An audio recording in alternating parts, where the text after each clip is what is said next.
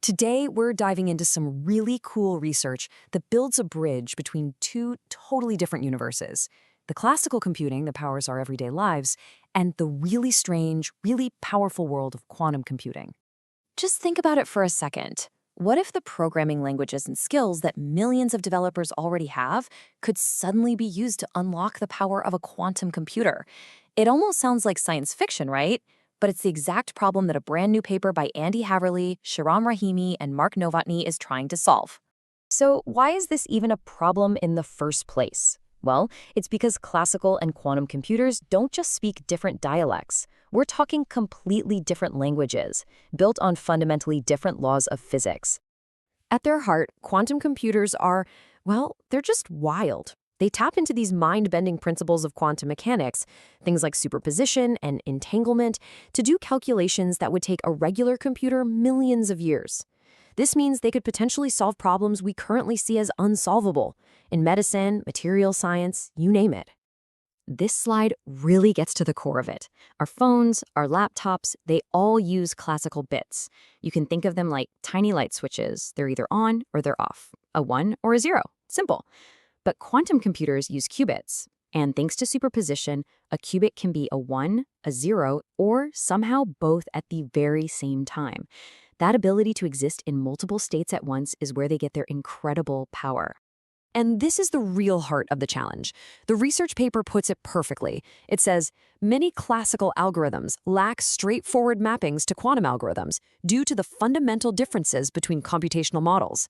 You know, in plain English, you can't just copy-paste your code from a regular computer and expect a quantum one to have any idea what to do with it. The logic is just completely different. So that's the big question, right? How do we build that bridge? How can we translate between these two worlds so we don't have to reinvent the wheel every single time we want to program one of these amazing machines? Well, the answer this research puts forward is, honestly, it's brilliant. It's like a digital Rosetta Stone, a tool designed specifically to translate the language of classical instructions into the language of quantum operations. It's called the Assembly to Quantum Compiler. Now, a compiler is just a program that translates code from one language into another, but this one is incredibly ambitious. It takes ARM assembly, a really fundamental computer language that's used in billions of devices, and converts it into the language of quantum circuits. So yeah, this compiler is that direct bridge we've been talking about, and it streamlines the whole process. It's designed to make it way easier for classical computer scientists to get into the quantum game. And maybe one of the best parts, it's an open source project, so anyone can use it and help build on it. Okay, so how does this translation actually work? Let's look at a real example, because this is where you can see just how remarkable this tool really is. Let's start with a really basic instruction. This line of code is telling the computer to do a simple task. Take the number stored in a memory slot called register 1, add it to the number in register 2, and then put the answer into register 5. It's just simple classical math. And this is the translation. Look at that. This whole complex web of lines and symbols, that's the quantum circuit needed to perform that one single add command.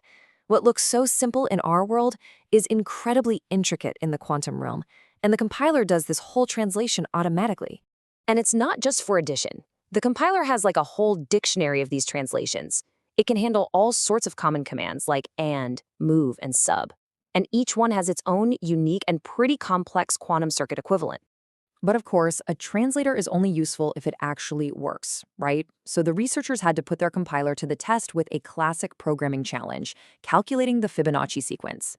You probably remember the Fibonacci sequence, 0, 1, 1, 2, 3, and so on, where each number is just the sum of the two before it.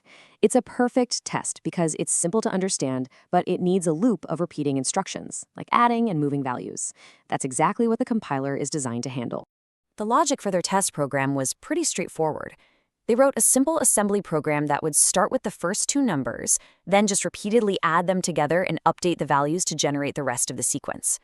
The compiler then took that entire program and translated it into one big quantum circuit.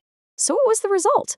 The program was said to calculate the fifth number in the sequence, and after running the simulation of the quantum circuit, it produced the number 3. A perfect success. The fifth number in the Fibonacci sequence is 3, and the quantum circuit got the correct answer. This proved that the compiler wasn't just a theoretical concept. It could take a real classical program, translate it, and actually get it to run successfully. The bridge works. Okay, so what does all of this mean for the future? Why is building this bridge so important? Well, the researchers themselves put it best. Their whole goal is to streamline quantum programming and enable computer scientists to transition more easily from classical to quantum computer programming. It's about turning a giant chasm into a walkable bridge. By creating a tool like this, you make quantum computing more accessible to millions of developers who already understand classical logic.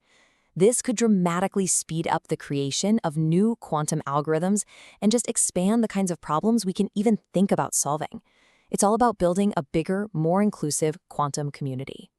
And that leaves us with a final, fascinating question. When the ability to program a quantum computer is no longer limited to a small group of specialists, but is open to developers everywhere, what new frontiers will we discover? What currently unimaginable problems will we finally be able to solve?